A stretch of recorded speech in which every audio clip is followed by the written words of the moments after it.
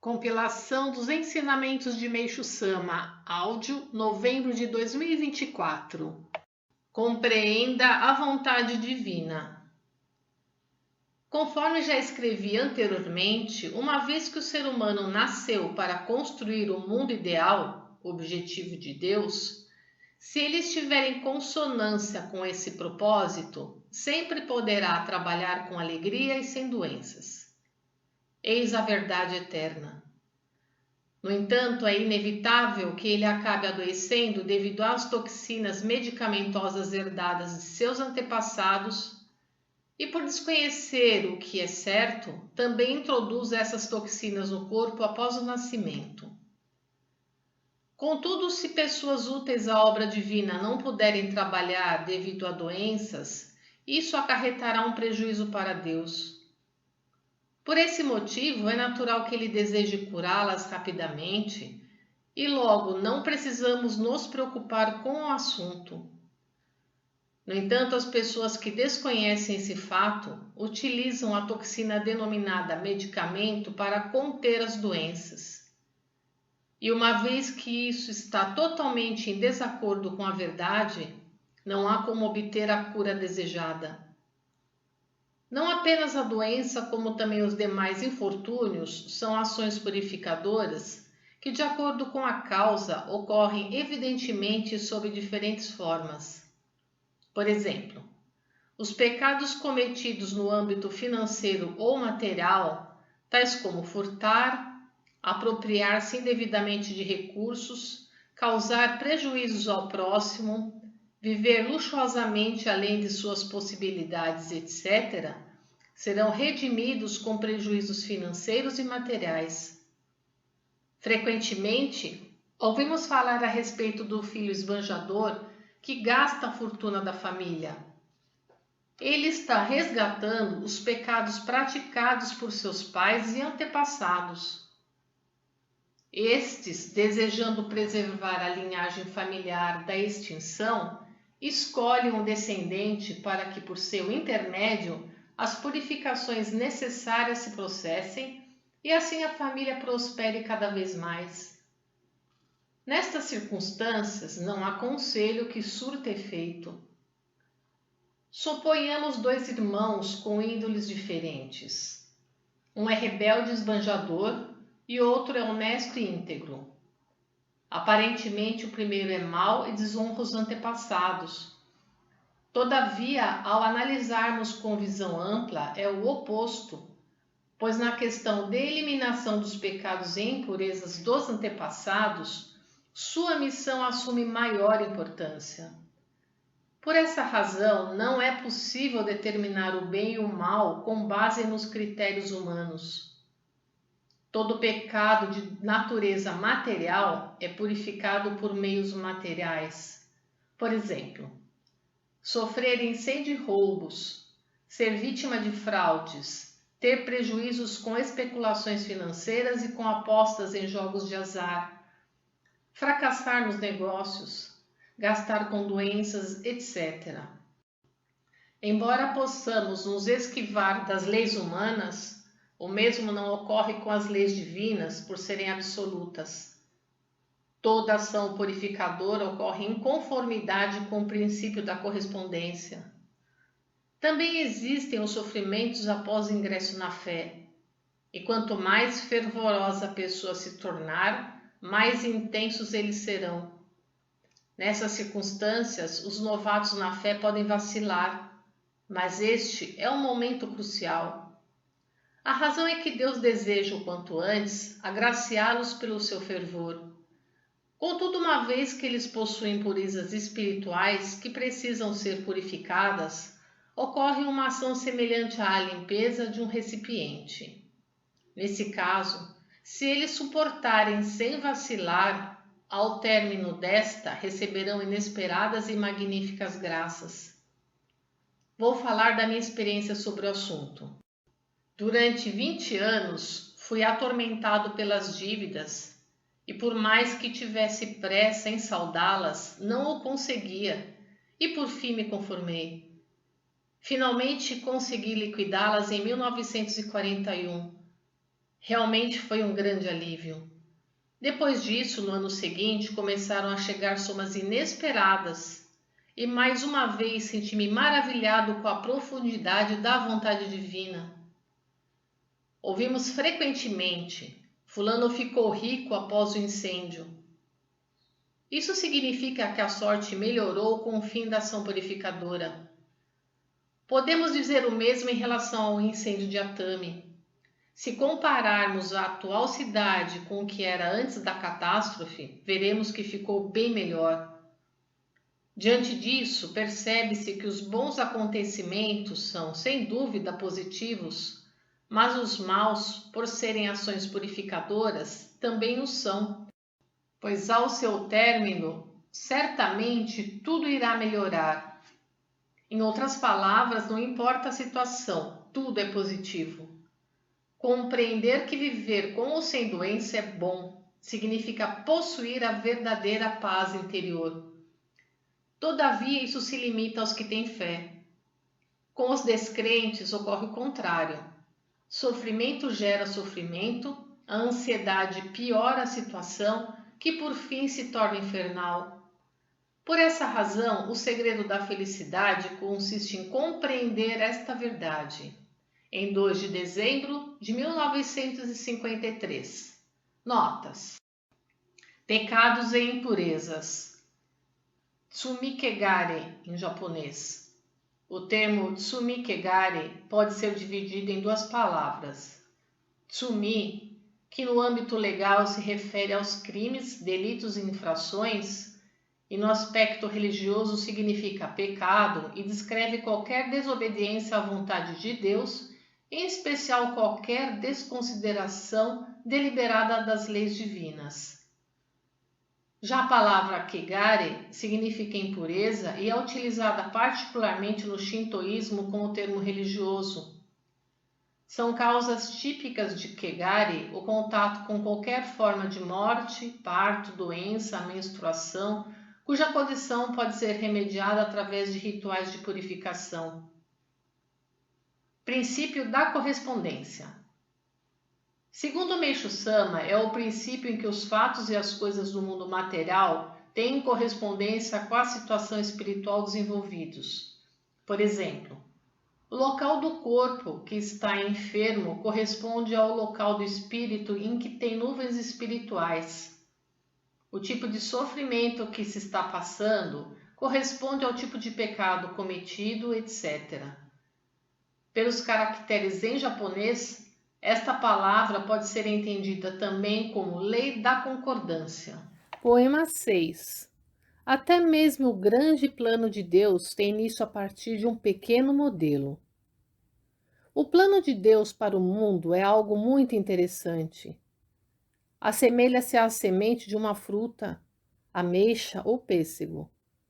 Por exemplo, o fruto é o mundo e a semente o seu centro.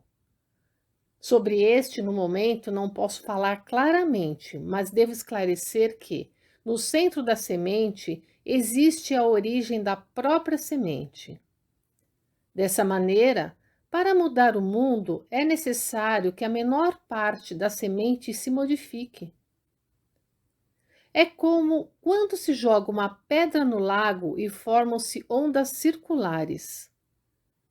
Do mesmo modo, para transformar o mundo em paraíso, o centro do centro, a parte extremamente pequena, precisa ser mudada de várias formas. Modificar essa parte de inúmeras maneiras significa construir o paraíso. E eu sou responsável por construir o paraíso.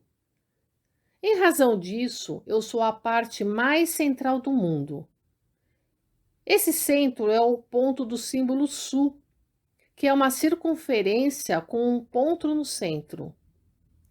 Este é o formato do universo. A circunferência é o universo e o ponto é a parte mais importante e corresponde ao meu trabalho de salvação. É algo extremamente misterioso.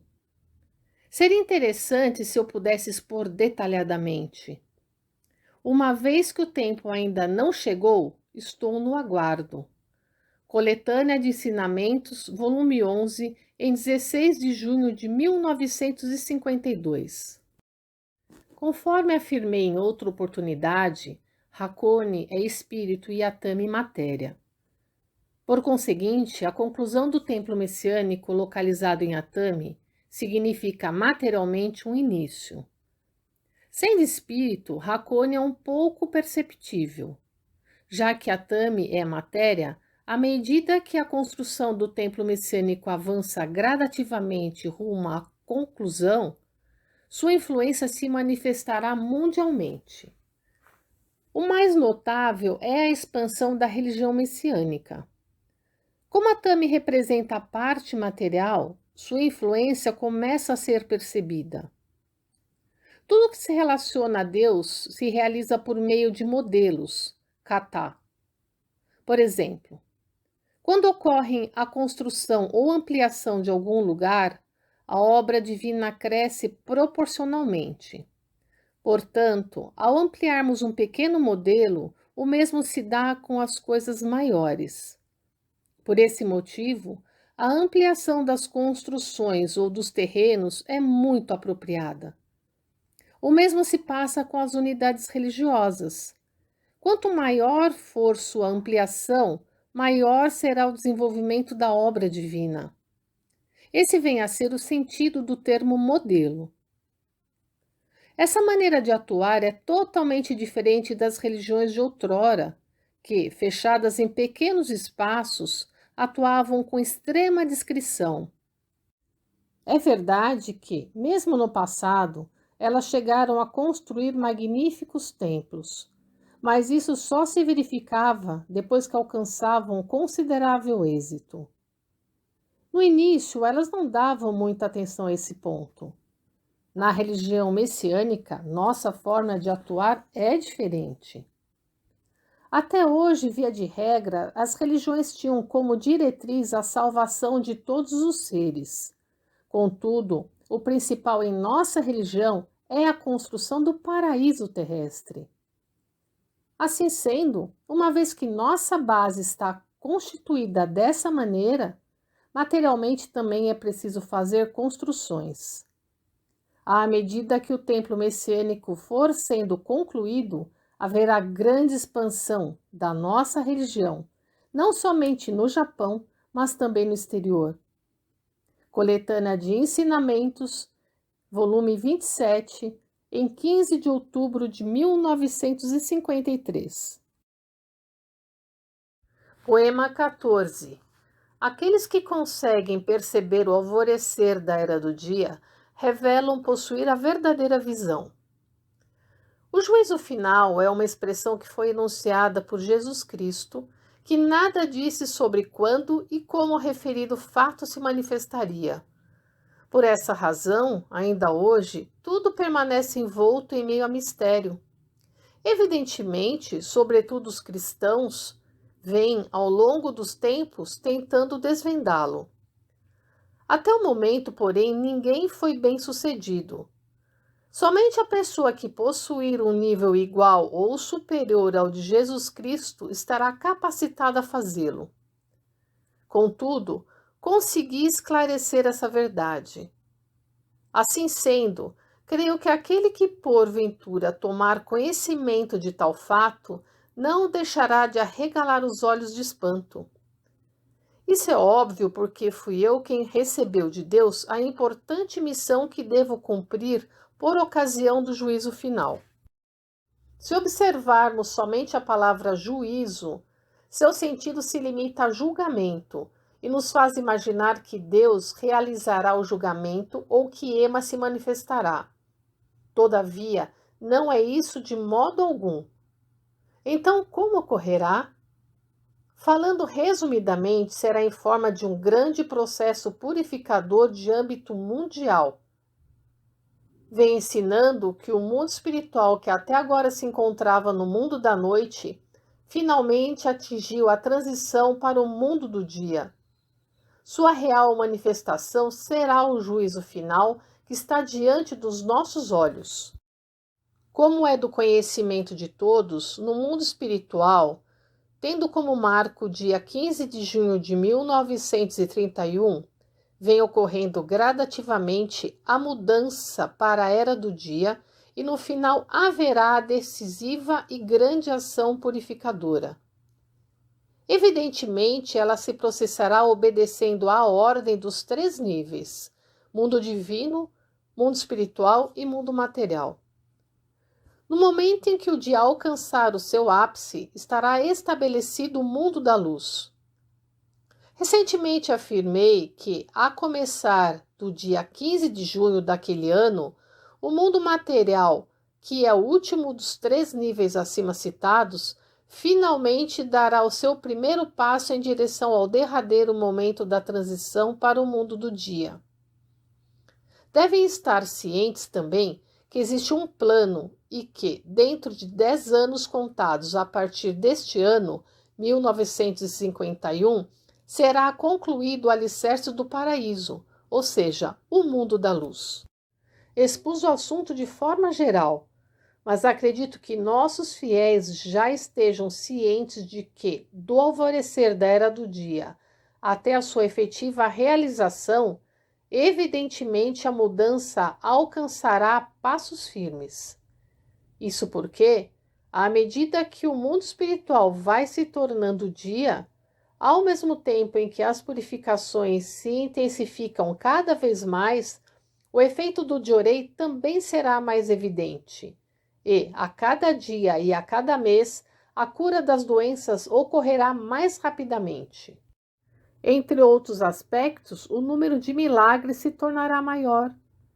Se os fiéis compararem as curas obtidas há 1 ou 2 anos com as da atualidade, creio que poderão comprová-lo claramente. Dessa forma, paralelamente à intensificação gradativa da purificação, a mudança da sociedade humana também se intensificará. Tudo será exposto à luz. Portanto, em conformidade com o princípio da correspondência, as pessoas com impurezas vão se debilitando gradativamente e as pessoas purificadas prosperando. Assim sendo, de acordo com o grau de purificação do mundo espiritual, a adaptação se sucederá. Todavia, isso incorre em um sério problema, pois quando chegar de fato a hora, por mais que o ser humano se esforce, não conseguirá resistir à força da grande natureza. A distinção entre o bem e o mal será bem nítida, o mal perecerá e o bem sobreviverá. Pelo motivo exposto, quanto mais as pessoas possuírem pecados e impurezas, não conseguirão suportar as purificações e não haverá alternativas a não ser despedir-se deste mundo para sempre. Ao contrário, o bem conseguirá sobreviver sem dificuldade. Logo, não atingiremos tranquilidade enquanto não estivermos em condição de conseguir suportar qualquer tipo de purificação. Consequentemente, as pessoas que possuem pecados e impurezas em grande quantidade devem temer o juízo final. Diversamente, aquelas que os possuem em pouca quantidade, o juízo é motivo de gratidão.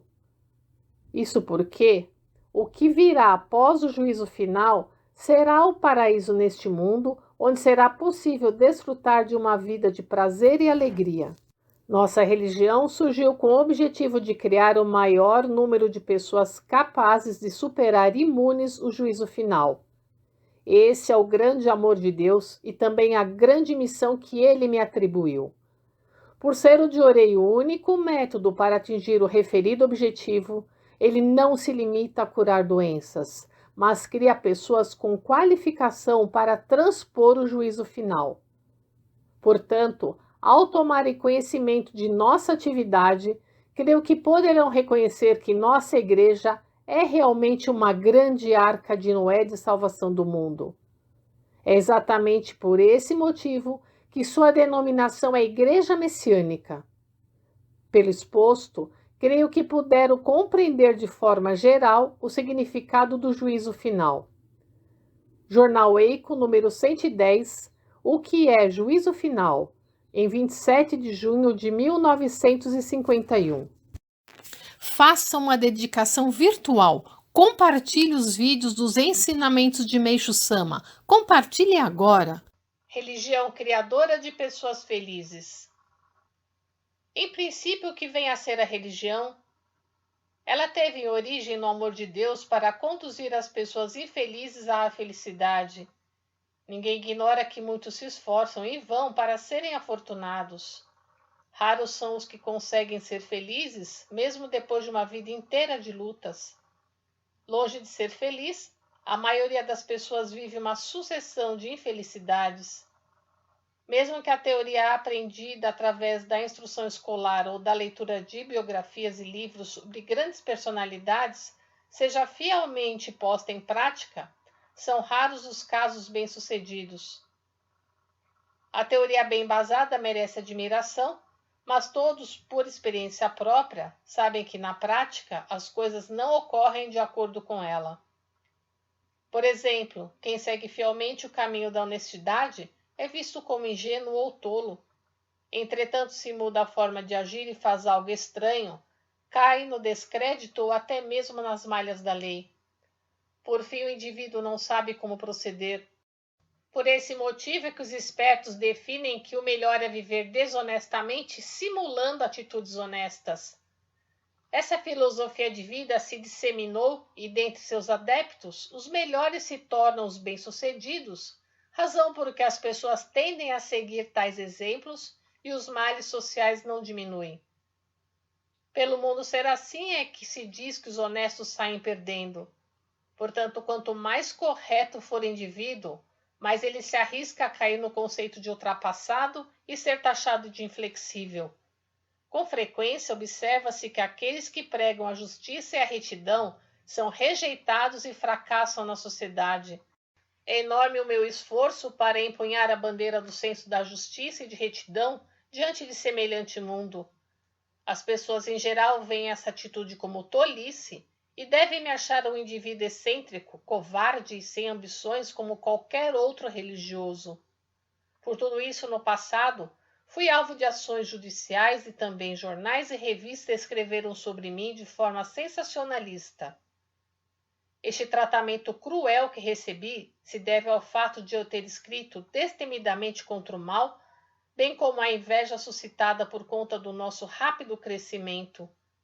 Ultimamente, apesar de todas as pressões, em vista da constância e da força com que estamos expandindo, a sociedade nos tem visto com outros olhos. Acima de tudo, alegra-nos que a situação tenha se abrandado, facilitando o nosso trabalho. Isso se deve ao fato de termos Deus em nossa retaguarda, o que nos permite ultrapassar as adversidades com segurança. Ou seja, nossa religião possui uma grande proteção não encontrada nas demais. Podemos compreender a respeito disso observando a forma de atuação das religiões de até agora.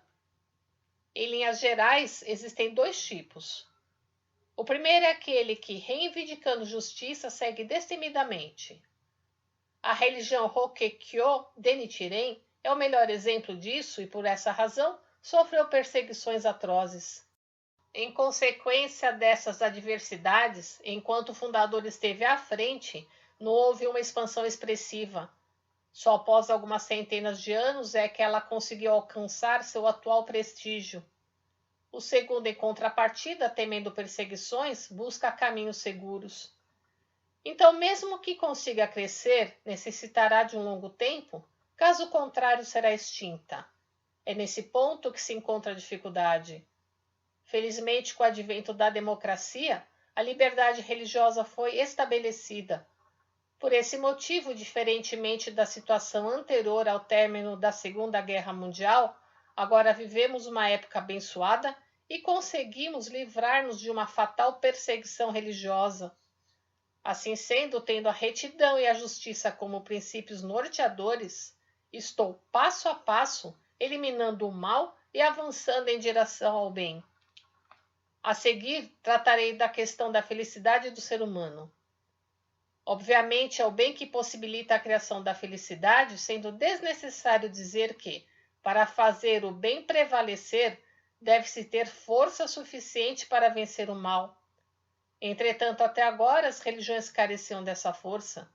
Por conseguinte, não proporcionavam a felicidade verdadeira. Foi a teoria da iluminação do budismo que correspondeu aos anseios do povo, que já tinha desistido da matéria e desejava, ao menos, alcançar a paz espiritual. No cristianismo, por outro lado, pregou-se a resignação por meio da expiação, a exemplo de Jesus Cristo. E a conhecida frase, a qualquer que te ferir na face direita, volta-lhe também a outra. Também se refere ao princípio de não resistência, isto é, ao espírito de derrotismo diante do mal. Como as religiões tradicionais não conseguem vencer o mal em termos materiais, criou-se a teoria da negação das graças recebidas nesta vida. Não é de estranhar o surgimento da classificação de superior para a religião que visa a salvação do espírito e de inferior para aquela que consegue proporcionar também as graças recebidas nesta vida. Contudo, essa teoria não passou de um recurso até determinada época. Darei alguns exemplos. Mesmo torturadas por uma doença prolongada, há pessoas que se dizem satisfeitas, alegando que estão salvas quando, na realidade, estão apenas resignadas, sufocando seus verdadeiros sentimentos. Isso significa enganar a si mesmas.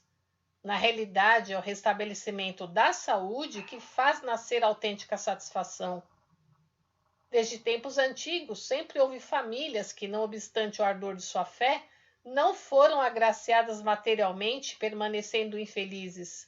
Dessa forma, acabaram por se iludir, julgando que a essência da religião só objetiva a salvação espiritual. Entretanto, a Igreja Messiânica salva tanto o espírito como a matéria. Podemos afirmar que ela vai além disso. Em poucos anos de atuação, nossa religião já está construindo solos sagrados, museu de arte e outras obras em diversas localidades, e tudo isso depende inteiramente dos donativos dos fiéis. E como abominamos a exploração, temos como diretriz contar apenas com o recebimento do donativo espontâneo. Apesar disso, o fato de se conseguir a quantia necessária para empreendimentos de tamanha envergadura é realmente milagroso. Isso prova a prosperidade dos fiéis. Longe de ser temporário, o donativo tende a aumentar, razão porque nunca me preocupei com dinheiro. Tudo é uma questão de época, porque quando as religiões antigas surgiram, elas podiam ser de caráter shōjo, e por esse motivo o fato de seus fundadores levarem uma vida de privações não constituía nenhum problema. Todavia, hoje isso não é viável. Tudo adquiriu caráter universal, de modo que é preciso que nossas atividades sejam de grande porte para salvar a humanidade. Quanto maior essa escala, maior o número de pessoas que serão salvas. Por essa razão, ao tomarem conhecimento dos nossos grandes projetos, com certeza as pessoas mudarão sua visão em relação à nossa religião. Em 10 de junho de 1953. O tempo presente e o mundo espiritual. Atualmente, o mundo enfrenta uma crise de grandes proporções jamais vista na história. Evidentemente, a ideia de que a Terceira Guerra Mundial é inevitável domina quase toda a humanidade. Por ser um problema bastante sério que envolveria mais de 50 países, a extensão de seu impacto também seria sem precedentes. Esta é a imagem do mundo atual que se projeta à vista de qualquer um. Todavia, o mundo espiritual é a origem de tudo o que ocorre neste mundo, e se não conhecermos sua realidade, evidentemente não poderemos descobrir a origem dos problemas. Somente com essa compreensão teremos uma ideia mais clara quanto ao futuro e obteremos uma profunda paz de espírito. É sobre esse tema que eu vou discorrer. Para que o Supremo Deus, dentro de seu plano, pudesse construir o paraíso terrestre no futuro, foi necessário fazer com que a cultura material progredisse até determinado ponto.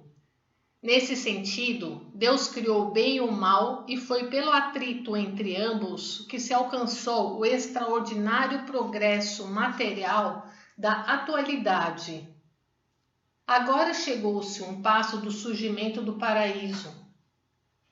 Isso é algo ao qual sempre me refiro, mas tive que fazê-lo novamente, pois as pessoas que nunca ouviram falar sobre o assunto teriam dificuldade de compreender o que eu vou expor a seguir. Desde que os seres humanos foram criados no mundo espiritual, ali mesmo iniciou-se o conflito entre eles. Os mais fortes queriam apoderar-se de todas as regiões existentes na época, dominando-as conforme sua vontade. Para tanto, recorriam à violência sem distinguir o bem do mal, tal como ocorre presentemente. Assim, pouco a pouco, a inteligência humana foi se desenvolvendo e, à medida que a população aumentou, a dimensão das lutas se ampliou, tendo-se chegado à situação atual. O plano de conquista da supremacia mundial foi elaborado há mais de 2000 anos e seu chefe era certo espírito de dragão de grande poder no mundo espiritual. Uma divindade foi influenciada espiritualmente por esse espírito que, utilizando os meios mais atrozes, quis manipular o mundo a seu bel prazer. Para atingir seu objetivo, recorreu indiscriminadamente a todos os meios e, durante algum tempo, achou que fora bem-sucedido. Todavia, ao alcançar 99% de seu objetivo, fracassou. Por fim, esse espírito recebeu severa punição do Supremo Deus e por um tempo arrependeu-se, voltando a ser uma entidade do bem. Posteriormente, grandes personalidades de cada época foram influenciadas por tal espírito, que procurou levar a cabo seu plano de dominar o mundo. Fracassou sempre, mas não aprendeu a lição e até hoje continua lutando tenazmente. Desde a antiguidade, as pessoas consideradas grandes personagens ou heróis se enquadram nessa descrição. A história nos mostra que, embora eles fossem muito poderosos na época, acabaram tendo um final infeliz. São exemplos disso César, Napoleão, Guilherme II, Hitler e outros. Creio que, com o que escrevi, os leitores já tiveram uma noção sobre a origem da situação atual. Referindo-me aos personagens que mencionei, sempre digo que eles são os chefões que têm o papel de destruir o mundo. Afinal, até agora, o mundo não era verdadeiramente civilizado e mesmo o ser humano apresentava um lado selvagem.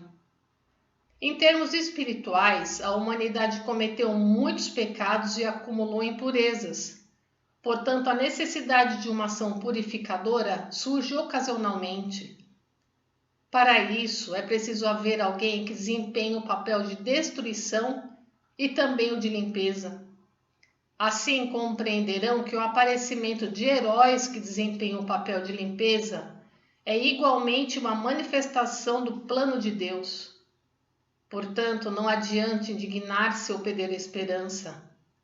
Para finalizar, vou escrever um pouco sobre a minha pessoa. No ano passado, de maio para junho, devido a um inesperado incidente, passei na prisão por momentos de sofrimentos impostos pela polícia. Nessa ocasião, fui atormentado pela legião do citado espírito de dragão, que influenciou espiritualmente os investigadores. Nos momentos em que eles se excediam, meu espírito protetor guardião interferia e assim eu consegui algum descanso. Embora fossem autoridades, na verdade eles foram manipulados por esses espíritos. Passado algum tempo, quando eles se derem conta do que fizeram, sem dúvida se lamentarão e pensarão: por que será que eu fiz aquilo? Apresentei apenas uma pequena parcela a respeito do mundo espiritual, mas acredito que, de alguma forma, será uma referência útil. Na realidade, se eu tivesse me aprofundado mais, poderia ter elucidado o assunto melhor. Lamentavelmente, não poderei fazê-lo em virtude do plano divino. Em 25 de fevereiro de 1951. Nota: Espírito de dragão. ser espiritual da mitologia japonesa, responsável por fenômenos naturais como o vento, a chuva, o relâmpago e outros, com o objetivo de purificar o ambiente terrestre. Existem também dragões malignos, como por exemplo os dragões pretos e vermelhos. O dragão vermelho é conhecido na Bíblia pelo nome de Satanás. Eu visto por mim mesmo. Vendo esse título, os leitores devem estranhar, mas à medida que forem lendo, provavelmente concordarão. Primeiramente, não deve haver alguém tão misterioso quanto eu, uma vez que, até agora, na história da humanidade, não há um registro de um ser humano semelhante a mim. Neste artigo, pretendo ser o mais objetivo possível, evitando a subjetividade. Portanto, gostaria que o lessem tendo isso em mente. Descreverei inicialmente o meu trabalho. Naturalmente, uma vez que objetiva a salvação da humanidade, não há como me desviar um passo sequer desse caminho. No momento, o trabalho no qual concentro maior empenho é escrever letras no papel, ou seja, caligrafias. Atendendo ao pedido de numerosos membros, estou me esforçando ao máximo a fim de satisfazê-los nesse sentido. Os fiéis, pendurando essa caligrafia ao pescoço e mantendo-a junto ao peito como um objeto de proteção, levantam a palma da mão em direção aos doentes a uma distância de alguns centímetros e procedem à irradiação da energia espiritual. Através desta, infalivelmente, o sofrimento causado pela doença é aliviado. Além disso, enfermos que foram desenganados pelos médicos como portadores de doença grave e estavam à beira da morte são curados por membros que ingressaram na fé há poucos meses. Saudáveis, eles retomam a vida em sociedade.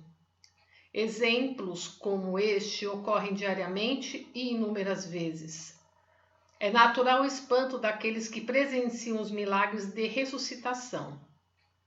Trata-se da possibilidade do prolongamento da vida humana, considerado impossível por todos desde tempos remotos. Provavelmente isso se tornará uma grande questão mundial. A gratidão e a profunda emoção daqueles que foram salvos são incomensuráveis. Diariamente, forma-se uma pilha de relatos e cartas de agradecimento sobre minha mesa. Cada vez que os leio, não consigo conter as lágrimas de emoção.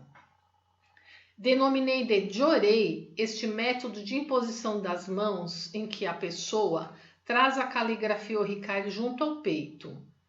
Seu resultado não se limita à cura de doenças. Os exemplos são incontestáveis. Afugentar ladrões que estavam prestes a abrir a porta, pessoas que caíram de penhascos ou que foram atropeladas por trens ou automóveis, salvaram-se sem nenhum arranhão. Outras foram poupadas do infortúnio do incêndio, entre outros. Em especial, aos milagres relacionados à agricultura. As plantações de trigo que estavam prestes a secar recuperaram-se com a ministração de Jorei. Através desse método, evitam-se pragas e aumenta-se infalivelmente a produção. Além de não serem raros os casos de revigoramento de cavalos e bois que estavam condenados à morte por veterinários. Ademais, os pobres libertam-se do sofrimento da pobreza, os lares sombrios tornam-se alegres. Assim, desde o instante em que se coloca o Hikari no peito, o destino começa a melhorar. Estes inúmeros milagres estão publicados na revista Chijo Tengoku e no jornal Hikari. Com uma leitura atenta, é possível ter uma ideia melhor do que se trata. Dentre os feitos de grandes santos e religiosos desde a antiguidade, encontramos milagres em que eles conseguiram a salvação de doentes individualmente. Ao mesmo tempo, existem exemplos de pessoas que seguiram as religiões desses santos e religiosos e receberam a graça de serem curadas. Da mesma forma, houve casos em que os representantes de Deus evidenciaram o poder da cura de doenças. Contudo, provavelmente, o excepcional poder que eu manifesto por intermédio dos ministrantes de Ediorei possui uma diferença incomparável. Há ainda milagres no seguinte teor. Ouço sempre de muitas pessoas que, ao observarem as letras escritas por mim, destas irradia-se uma luz no exato formato das letras, que, dispersando-se em inúmeros feixes, movimentam-se dinamicamente no espaço. Há também quem enxergue uma pequena bola de luz no interior do meu ventre. Muitas pessoas já viram uma luz saindo da palma da minha mão. Essa bola de luz foi registrada em uma foto em que eram emitidas ondas luminosas. Em outra, ela se ampliou e ocupou totalmente o cômodo onde estava. Todo dia encontro-me durante 1 hora com centenas de membros. De antemão, digo para trazerem qualquer dúvida ou fazerem perguntas difíceis. Desse modo, dentro da hora estabelecida, há dias em que recebo dezenas de perguntas. Entretanto, posso afirmar que praticamente não há nenhuma que eu não consiga responder. Naturalmente, todos os dias são indagações diferentes. Por vezes, há assuntos que não domino. Diante da questão, instantaneamente a resposta surge em minha mente e flui por meio das palavras. Dessa forma, ocorre o fenômeno curioso de eu aprender comigo mesmo. Os que não são membros dizem frequentemente que levam uma vida de luxo, uma crítica compreensível diante da carência material de hoje em dia. Contudo, eu jamais almejei essa vida. Os numerosos membros que receberam graças oferecem-me todo tipo de bens materiais como manifestação de sua gratidão. Eu apenas esforço-me para corresponder ao máximo a essa sinceridade. Em se tratando de dinheiro, caso eu precise de certo valor para a obra da salvação, misteriosamente a quantia necessária chega às minhas mãos de forma natural. O desenvolvimento da igreja está correndo dia a dia, mês a mês, conforme os senhores membros podem comprovar. Por esse motivo, nada se sucede de acordo com minha vontade, mas sim conforme a vontade de Deus. Sou utilizado livremente. Em suma, acredito que não passo de uma marionete manipulada por Deus.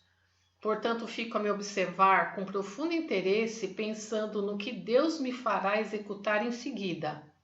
É um fato realmente misterioso. Além disso, há diversas obras que estou empreendendo e também os hobbies relacionados a elas. Deve ser raro uma pessoa com tantas habilidades como eu. Vou escrever a esse respeito. É dispensável dizer que sou um religioso. Contudo, não sou considerado como tal. Então, o que sou? Sou um pouco estranho, mas seria bastante adequado se me considerasse um empreendedor da salvação. Ouço constantemente que meus discípulos salvam diariamente muitas pessoas e, por manifestarem milagres, são respeitados como deuses vivos. Nessas ocasiões, acho graça e digo: se é desse jeito, significa que eu sou uma espécie de criador de deuses vivos.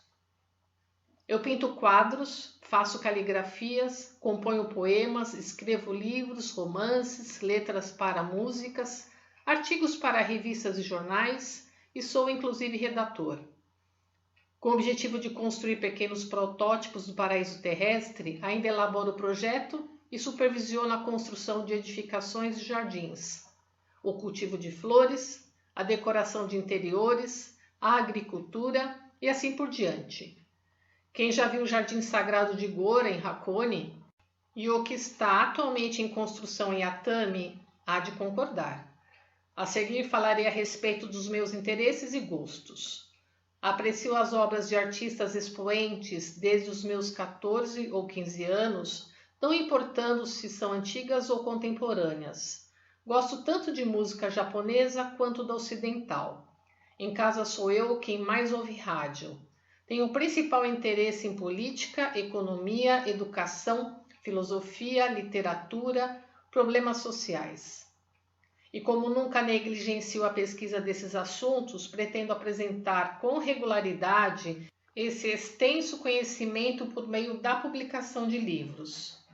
Resumindo, Se eu me classificasse em termos profissionais, haveria uma rica diversidade: religioso, pesquisador de política, economia e educação, escritor, crítico de civilização, especialista sui generis em medicina, poeta, pintor, calígrafo, arquiteto, paisagista, agricultor, crítico de arte e música e assim por diante. A Canon de 1000 braços, Senju Canon, tem 40 braços e cada um desempenha 25 atuações. Desse modo, a soma totaliza 1000 braços que executam todos os meios de salvação. Por esse motivo, costumo pensar: parece que Deus me faz atuar como a Canon de 1000 braços. Gostaria de escrever mais, porém, como ficaria muito extenso, deixarei o restante por conta da imaginação dos leitores. Esta é a minha essência vista por mim mesmo. Coletânea Série de Cã, volume 12, em 30 de janeiro de 1950. Extraído do livro Reminiscências sobre Meishu Sama, volume 2, página 37. Minha natureza. Tempos atrás escrevi um artigo intitulado Eu visto por mim mesmo. Diferentemente dele, que foi escrito de um ponto de vista objetivo, desta vez pretendo descrever subjetivamente meu estado de espírito tal como ele é. Atualmente, creio que não existe uma pessoa tão feliz quanto eu, e minha gratidão a Deus é constante e profunda. Qual será a causa da minha felicidade? De fato, eu não sou uma pessoa comum, sobretudo porque Deus me atribuiu uma grandiosa missão e esforço-me dia e noite para cumpri-la. Todos os membros da igreja sabem que, através dela, um incontável número de pessoas está sendo salvo. Todavia, existe um segredo da felicidade que é fácil de ser praticado por qualquer pessoa, ou melhor, por quem não tem uma missão especial como eu. Primeiramente, desejo abrir meu coração, mostrando aquilo que é uma tônica em meu íntimo. Desde jovem gosto de dar alegria ao próximo, a ponto disso se tornar quase um hobby para mim. Sempre estou pensando no que devo fazer para tornar as pessoas felizes. Por exemplo, quando acordo pela manhã, minha primeira preocupação é saber o estado de ânimo dos meus familiares. Se houver uma só pessoa mal-humorada, já não me sinto bem. Na sociedade ocorre justamente o contrário. Os familiares é que se preocupam com o estado de ânimo do chefe da casa. Como procedo de forma oposta, acho isso estranho e até fico um pouco triste. Portanto, para mim é muito penoso escutar xingamentos, gritos de raiva, reclamações e lamentações. Também me é difícil ouvir repetidas vezes um mesmo assunto. Sou sempre pacífico, feliz e abomino o apego. Esta é minha natureza. O resultado do que acabo de expor é um dos fatores determinantes da minha felicidade. Por esse motivo, eu sempre afirmo: se não fizermos a felicidade do próximo, não poderemos ser felizes. Acredito que o meu maior objetivo, o paraíso terrestre, estará concretizado quando o meu estado de espírito encontrar ressonância e expansão no coração de todos os homens. Sinto-me constrangido por este artigo parecer um autoelogio, mas se depois de sua leitura ele puder levar algum benefício às pessoas, ficarei satisfeito. Em 30 de janeiro de 1950. Compartilhe os ensinamentos de Meishu Sama.